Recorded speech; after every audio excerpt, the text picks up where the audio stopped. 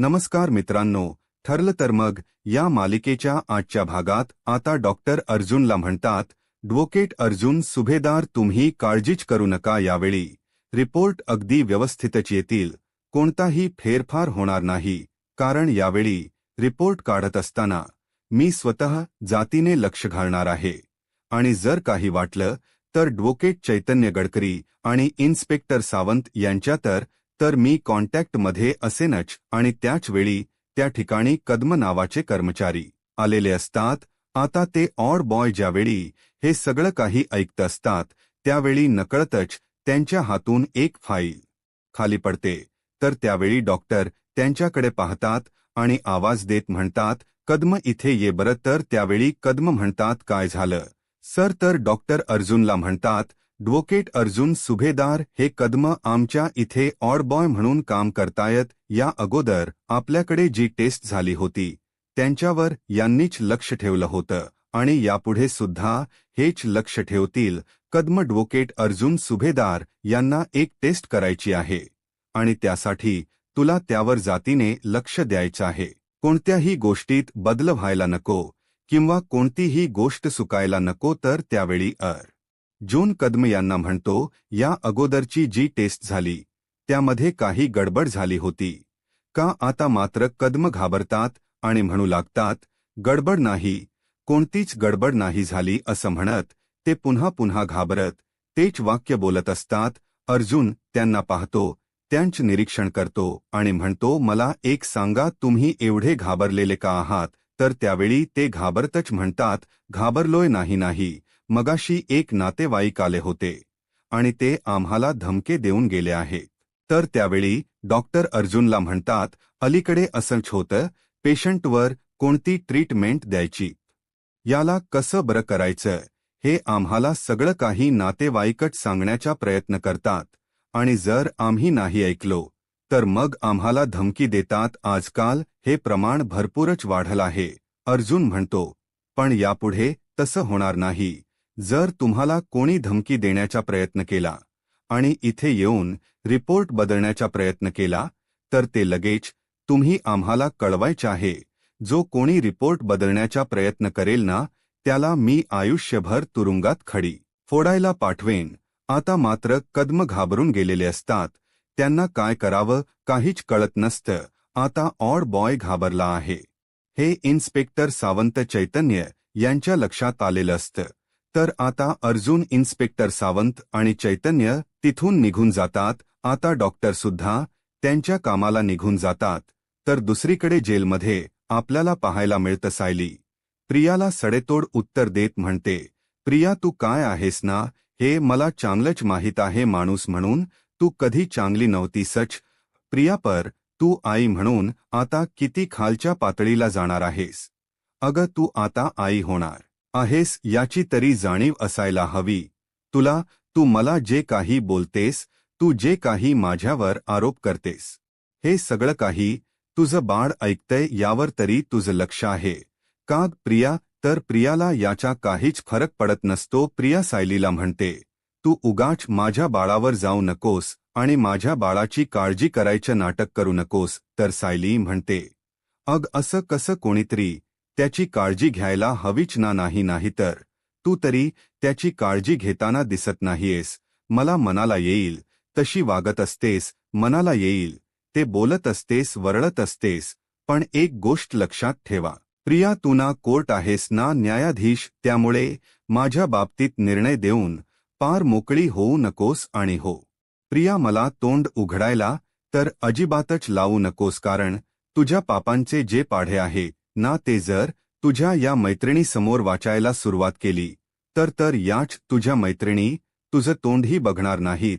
आता मात्र प्रिया घाबरते आणि विषय बदलतच सायलीला म्हणते, एचा तू जे काही त्या मुलाची काळजी करायचं नाटक करतेस ना, त्याला भरवण्याचं नाटक करतेस, ते कर, ते तुला शोभत ने इथून. असं म्हणत प्रिया आता सायलीशी काही न बोलण्याचा प्रयत्न करते, सायलीला गप्प करण्याचा प्रयत्न करते. कारण प्रियाला माहीत असतं आपल्या पापांचा पाडा इतका मोठा आहे, तो जर सगळ्यांना कळाला तर आपलं तोंड कोणीच बघणार नाही. तर त्यातील एक वयस्कर कैदी प्रिया समोर येतात आणि प्रियाला म्हणतात, नाही प्रिया, अगं सायली नाटक नाही करत आहे. आणि ती नाटक का करेल? काही वेळापूर्वी सायलीला एक लहान मुलगी भेटायला आली होती. सायली नाही म्हणून त्या लहान मुलीने ताप घेतला आहे. आणि ती ज्यावेळी आली ना, त्यावेळी सायली ज्या मायेने तिच्यासोबत वागत होती, त्या दोघींकडे पाहून माय लेकींचंच प्रेम वाटत होतं. आणि म्हणूनच मी म्हणते, सायली नाटक करत नाहीये. आता मात्र प्रिया चिडते आणि म्हणू लागते, तोंड दिले देवाने, हणून बोलायलाच हवं असं काही नाहीये.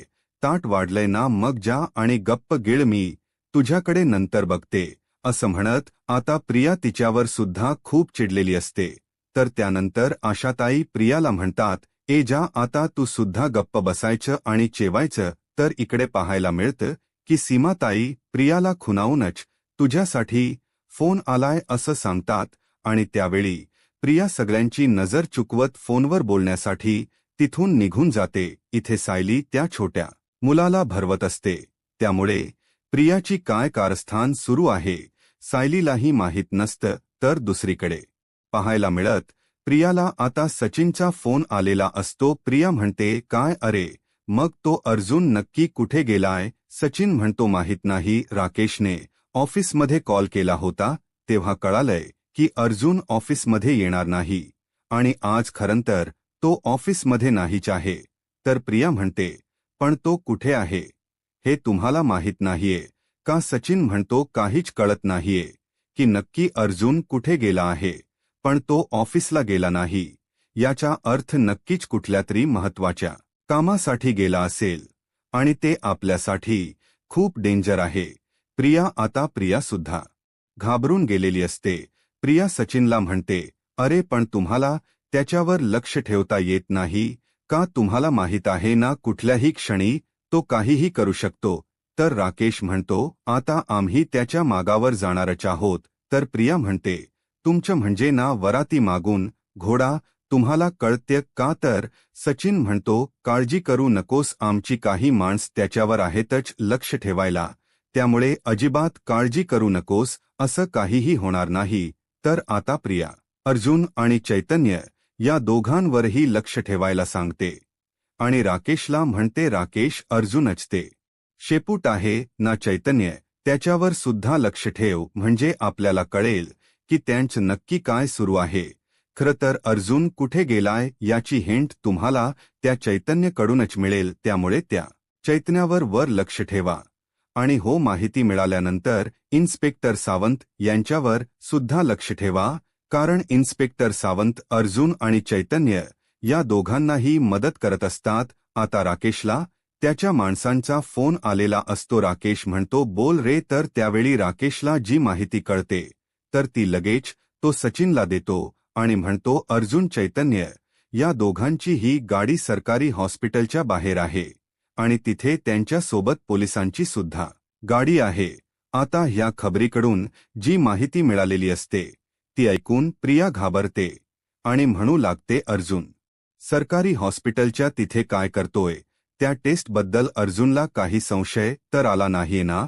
तर सचिन म्हणतो, या टेस्टच्या व्यतिरिक्त अर्जुनच सरकारी हॉस्पिटलमध्ये अजून काय काम असणार? आता कोणाला काहीच कळत नसतं. तर प्रिया म्हणते, विचार करत राहू नका, जर अर्जुन ती टेस्ट पुन्हा करण्यासाठी गेला असेल तर आता तुम्हाला त्याला थांबवावं लागेल. त्यामुळे प्लीज आत्ताच्या आता तिथे जा. तर राकेश म्हणतो, मी एक काम करतो, माझा माणूस तिथे आहेच, त्याला लक्ष ठेवायला सांगतो, कारण आपण पोहोचेपर्यंत तो त्याच्यावर लक्ष तरी ठेवेल ना, म्हणजे आपल्याला सगळीच माहिती कळेल. प्रिया म्हणते, नशीब कधी नाही, ते डोक चाललंय तुझं, आता लवकर निघा. तर सचिन म्हणतो, हो, आम्ही दोघेही आता निघतच आहोत. असं म्हणत सचिन फोन ठेवतो. इथे प्रिया फोन ठेवते आणि त्याच वेळी सायली तिच्या समोर आलेली असते. परंतु तोपर्यंत प्रियाने मोबाईल लपवलेला असतो. आता सायली प्रियाच्या नादी न लागता तिथून निघून जाते. तर त्यावेळी प्रिया घाबरतच कॉन्स्टेबल सीमा यांना विचारते, सायलीने माझं बोलणं ऐकलं तर नसेल ना? तर कॉन्स्टेबल सीमा म्हणतात, नाही, काळजी करू नकोस. तर प्रिया म्हणते, ऐक, आता एक काम करायचंस, वेताला मेसेज करायचा आणि श्वेताला सांगायचं अर्जुनवर लक्ष ठेवायला. अर्जुन कुठे जातोय, काय करतोय, ही सगळी माहिती आपल्याला कळायलाच हवी असं म्हणत आता प्रियाने कॉन्स्टेबल सीमा यांना सुद्धा काम दिलेलं असते. कारण बिथरलेला अर्जुन काय करू शकतो हे प्रियाला चांगलंच माहीत असतं आणि त्यामुळेच प्रिया मात्र पूर्णपणे घाबरून गेलेली असते. तर दुसरीकडे आपल्याला हॉस्पिटलमध्ये पाहायला मिळतं डॉक्टर अर्जुनला म्हणतात, तुम्ही सर्वजण इथेच थांबा, आम्ही टेस्टसाठी आतमध्ये जात आहोत. आता डॉक्टर तिथून निघून जातात. तर त्यानंतर आता इन्स्पेक्टर सावंत कॉन्स्टेबल यांना म्हणतात की कॉन्स्टेबल तुम्ही इथेच थांबायचे आहे, काही झालं तरी टेस्ट होईपर्यंत कोणालाही आतमध्ये जाऊ द्यायचं नाही आणि कोणालाही इथे फिरकूही द्यायचं नाही. आता हे सगळं काही ते अडवळ ऐकत असतात. तर इथे अर्जुन इन्स्पेक्टर सावंत यांना म्हणतो, इन्स्पेक्टर सावंत आणि चैतन्य प्लीज तुम्ही दोघेही टेस्ट होईपर्यंत कुठेही जाऊ नका, कारण आपल्याला आता कोणतीही रिस्क घ्यायची नाही. अर्जुन चैतन्यला म्हणतो, चैतन्य प्लीज तू इथेच थांब, कुठेही जाऊ नकोस, परंतु आता मला निघावं लागेल. चैतन्य म्हणतो, काही हरकत नाही, परंतु उद्या सकाळी 11 वाजेपर्यंत ये, कारण उद्या सकाळी 11च इयरिंग्स आहे. तर अर्जुन म्हणतो, परफेक्ट, मी येईनच. तर त्यावेळी इन्स्पेक्टर सावंत अर्जुनला म्हणतात, अर्जुन सर, वडगाव पोलीस स्टेशनचे इन्स्पेक्टर खरात यांच्याशी माझं बोलणं झालं आहे. त्यांना सोनलच्या आई-वडिलांनी केलेला FIR सापडला आहे. ते तुम्हाला तिथे नक्कीच मदत करू शकतील. मी तुम्हाला त्यांचा फोन नंबर पाठवतच आहे. अर्जुन इन्स्पेक्टर सावंत यांचे आभार मानत म्हणतो, thank you so much inspector Sawant, खरंच तुम्ही पर्सनल लेवलवर आम्हाला खूप मदत करता. तर इन्स्पेक्टर सावंत अर्जुनला म्हणतात, अर्जुन सर, खरं तर हे आमचं कर्तव्यच आहे. सायली मॅम निर्दोष आहे, त्यांनी काहीही केलेलं नाही हे मला माहीत आहे आणि सायली मॅम असं करणं शक्यच नाही. आता निर्दोष माणसाला शिक्षा होऊ नये यासाठी आम्ही आमचं कर्तव्य पार पाडत आहोत, बाकी काहीच नाही. आणि मी माझं कर्तव्य विसरणार नाही, तुम्ही काळजी करू नका. अर्जुन पुन्हा एकदा आभार मानतो आणि आता अर्जुन वडगावला जायला निघालेला असतो. आता इन्स्पेक्टर सावंत आणि चैतन्य तिथेच असतात, परंतु इथे वड बॉयने सगळं बोलणं ऐकलेलं असतं आणि त्याच वेळी त्याला सचिनचा फोन येतो. वडबॉय पाहतो तर सचिनचा फोन असतो, परंतु घाबरलेला ऑडबॉय फोन न उचलता मनाशीच म्हणतो की नाही, सचिन साहेबांचा फोन उचलायचा नाही, कारण जर आता मी सचिन साहेबांचा फोन उचलला आणि मी रंग्या हात पकडलं गेलं तर मग हे ॲडव्होकेट मला आयुष्यभर जेलमध्ये टाकतील, माझी नोकरी तर जाईल आणि इज्जतही जाईल. त्यापेक्षा नकोच, या सगळ्या गोष्टींमध्ये न पडणंच योग्य असं म्हणत आता ऑडबॉयने सुद्धा सचिनचा फोन कट केलेला असतो. सचिनच्या बोलण्याकडे किंवा त्याच्या कामाकडे त्यांनी दुर्लक्ष केलेला असतो. तर दुसरीकडे पाहायला मिळतं राकेश आणि सचिन दोघेही सरकारी हॉस्पिटलच्या दिशेने निघालेले असतात. परंतु त्यावेळी राकेश आपल्या माणसाला फोन करतो आणि म्हणू लागतो, अर्जुनवर लक्ष ठेव. तर सचिन म्हणतो, ऐक, अर्जुनच्या गाडीकडे लक्ष ठेव. अर्जुन तिथून बाहेर निघाला की लगेच आम्हाला फोन कर, त्याच्या प्रत्येक हालचालीवर तुझा लक्ष असायला हवा. तर तो म्हणतो की हो, माझा लक्ष आहे. परंतु त्याच वेळी शासकीय रुग्णालयाच्या गेटच्या आत मधून एक 2 व्हीलर घेऊन दादा येतात आणि त्यांचा धक्का त्या व्यक्तीला लागतो आणि त्यावेळी त्याच्या हातातील मोबाईल दुसरीकडे पडतो आणि ती व्यक्ती सुद्धा चमणीवर पडते. आता सर्वजण त्यांची मदत करत असतात. अर्जुन शासकीय रुग्णालयातून बाहेर येतो पाहतो, परंतु या सगळ्या गोष्टीकडे अर्जुन दुर्लक्ष करतो आणि तो त्याच्या कामासाठी निघून जातो. आता हा माणूस उठेपर्यंत आणि अर्जुनवर लक्ष ठेवेपर्यंत अर्जुन मात्र तिथून निसटून गेलेला असतो. आता मात्र याला काहीच कळत नाही, परंतु अर्जुन तिथून निघून गेल्यानंतर राकेश आणि सचिन तिथे पोहोचलेले असतात. आता सचिन आणि राकेश आपल्या माणसाला विचारतात की अर्जुन कुठे आहे. तर तो म्हणतो की माहीत नाही. राकेश म्हणतो, माहीत नाही म्हणजे अरे तू यांच्या गाडीवर लक्ष ठेवणार होतास ना आणि सगळी माहिती आम्हाला सांगणार होतास. तर तो म्हणतो, हो, मी त्याच्या गाडीवर लक्ष ठेवून होतोच, परंतु त्यावेळी मी फोनवर तुमच्याशी बोलत असताना एक बाईक आली आणि तिने मला धडक दिली आणि त्या बाईकच्या धडक्याने मी खाली पडलो. सर्वजण मला सावरत होते, उठवत होते आणि त्याच वेळी अर्जुन सुभेदार यांची गाडी इथून निघून गेली. त्यामुळे ते कुठे गेले, कशासाठी इथे आले होते, मला काहीच माहीत नाहीये. सचिन म्हणतो, म्हणजे या सगळ्या गोष्टीत तुझं लक्ष नसताना अर्जुन इथून निघून गेला? तर तो म्हणतो की हो, मला माहीतच नाही की. म्हणतो ग्रेट, खरं तर तिचे आईवडील मला भेटले तर बऱ्याच गोष्टी सोप्या जातील असं म्हणत आता अर्जुन आणि इन्स्पेक्टर साहेब आता सोनलच्या आई वडिलांना शोधण्यासाठी त्या पत्त्यावर निघालेले असतात. तर दुसरीकडे पाहायला मिळतं सायली खुश होते आणि म्हणते, आई अश्विन भाऊजी, तुम्ही मला भेटायला आलात? तर अश्विन म्हणतो की हो, चैतन्याने परवानगी काढली आणि म्हणूनच आम्हाला तुला भेटता आलंय. वहिनी तू कशी आहेस? सायली म्हणते, मी अगदी ठीक आहे. सायली प्रतिमा आत्यांना म्हणते, आई तू कशी आहेस? तर प्रतिमा आत्या म्हणतात, मी अगदी ठीक आहे. परंतु सायली, आम्ही तुला भेटायला येताना तुझ्यासाठी डबा आणला होता, परंतु पोलिसांनी तो डबा आम्हाला आतमध्ये आणूच दिला नाही. सायली म्हणते, काही हरकत नाही, तुम्ही तिघही मला भेटायला आलात ना, तेच माझ्यासाठी खूप आहे. आणि मला एक सांगा, गौरी कशी आहे? तर कल्पनाताई म्हणतात, काळजी करू नकोस, आता गौरी अगदी व्यवस्थित आहे. प्रतिमा आत्या म्हणतात, तुझी खूप आठवण काढते ती. तर कल्पनात ताई म्हणतात, सायली घरातील प्रत्येकालाच तुझी खूप आठवण येतीये ग. खरं तर सायली तू घरी नाही असना तर आम्हाला चैनच पडत नाहीये. तर सायली कल्पना ताईंना म्हणते, आई कुसुमताई आणि मधुभाऊ कसे आहेत? तर कल्पनाताई म्हणतात, सगळे अगदी ठीक आहे, तुझी आतुरतेने वाट पाहत आहे, त्यामुळे आता तू फक्त लवकर घरी ये, बाकी आम्हाला काहीच नकोय. सायली कल्पना ताईंना म्हणते, आई काळजी करू नका, आज यांच्या हाती खूप मोठा पुरावा लागण्याची शक्यता आहे आणि ते जर तसं झालं तर मी लवकरच घरी येईन, काळजी करू नका, फक्त त्यांना परत येऊ देत. सायली अर्जुनच्या वाटेकडे अगदी डोळे लावून असते. आता सायली अश्विनला विचारते की यांचा काही फोन आला होता का? अश्विन म्हणतो, नाही ना, मी दादाला फोन करण्याचा प्रयत्न केला पण दादाचा फोनही लागत नाहीये. तर सायली म्हणू लागते, कदाचित नेटवर्क नसेल, परंतु नेटवर्क आल्यानंतर ते स्वतःहून नक्कीच फोन करतील आणि मला खात्री आहे ते पुरावा घेऊनच येतील. आता आशाताई रूमच्या बाहेर उभ्या असतातच आणि त्याच वेळी कॉन्स्टेबल सीमा त्या ठिकाणी येतात.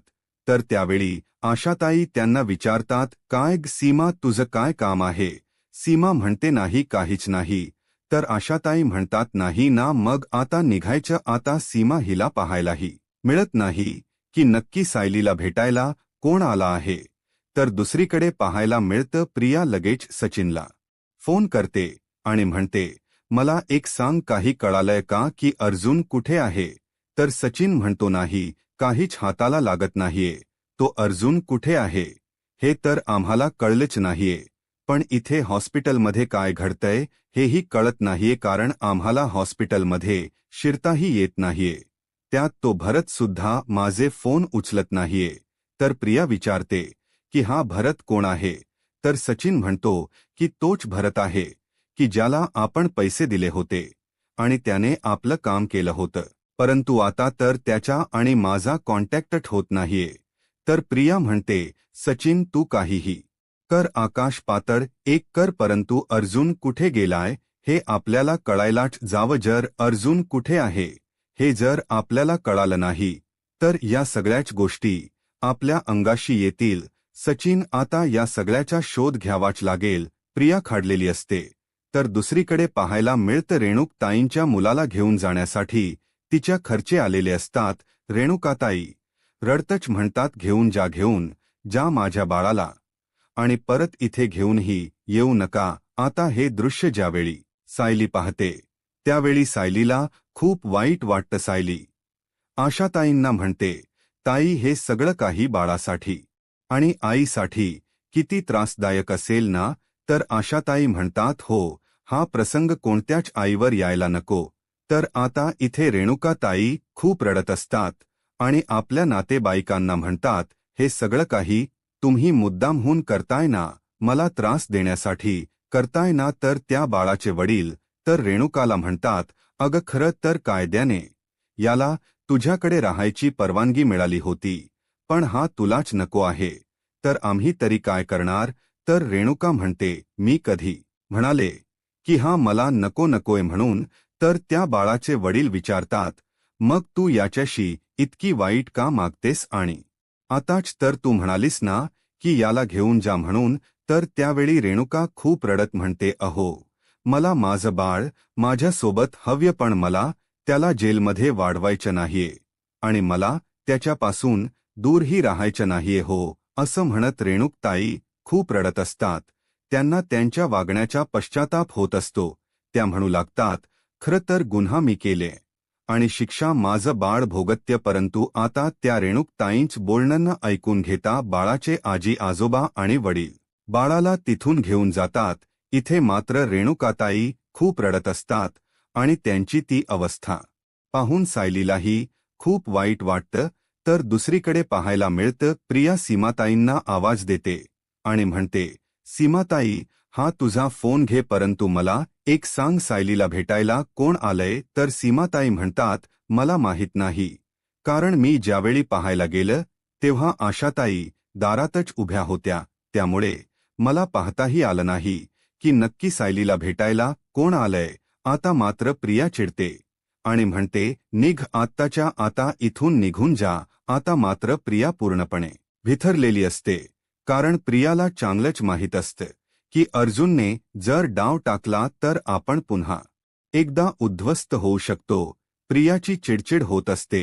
प्रिया म्हणते, एकही गोष्ट मनासारखी होत नाहीये, एक गोष्ट माझ्या हातून निष्ठतच चालली आहे. तर येणाऱ्या पुढील भागामध्ये आपल्याला पाहायला मिळतं, सोनलच्या घरापर्यंत अर्जुन पोहोचलेला असतो, परंतु तिथे तर कोणीच नसतं. तर त्यावेळी अर्जुन म्हणतो, इथे तर बरीच वर्ष कोणीच राहत नाही असं वाटते. तर तिथे असणाऱ्या एका व्यक्तीला अर्जुन विचारतो की इथे कोणी राहत नाहीये का? तर ते म्हणतात, नाही, बरीच वर्ष झाली की ही लोक घर सोडून गेली आहेत, ती गाव सोडूनच गेली आहे. आता मात्र अर्जुनला काय करावं काहीच कळत नसतं.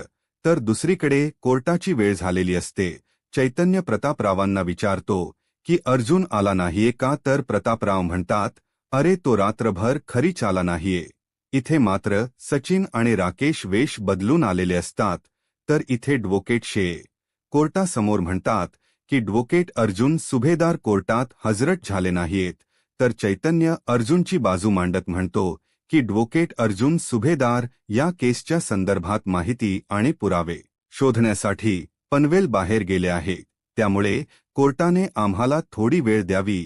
आता अर्जुन कोर्टात वेळेवर पोहोचू शकेल का? आता पुढे काय होईल हे पाहायला आत्ताच माझा महाराष्ट्र या यूट्यूब चॅनलला सबस्क्राईब करा. धन्यवाद.